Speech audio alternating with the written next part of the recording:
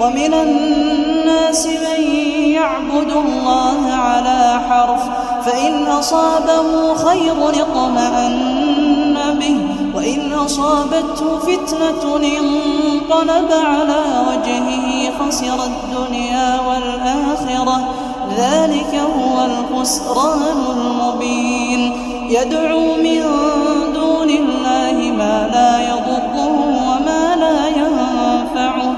ذلك هو الضلال البعيد يدعو لمن ضره أقرب من نفعه لبئس المولى ولبئس العشير إن الله يدخل الذين آمنوا وعملوا الصالحات جنات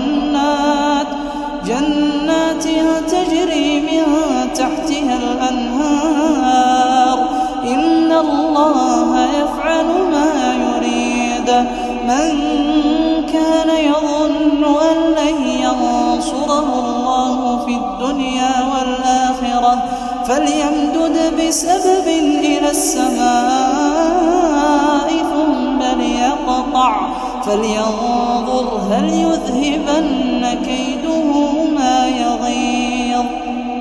وكذلك أنزلناه آيات بينات وأن الله يهدي من يريد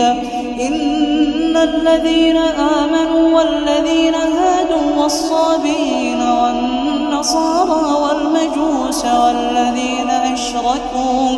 إن الله يفصل بينهم يوم القيامة إن الله على كل شيء شهيد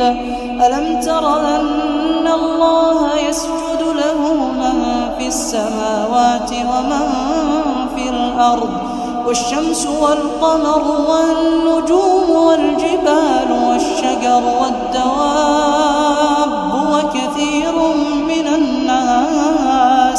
وكثير حق عليه العذاب ومن يهن الله فما له من مكرم إن الله يفعل ما يشاء هذان خصمان اختصموا في ربهم فالذين كفروا قطعت لهم ثياب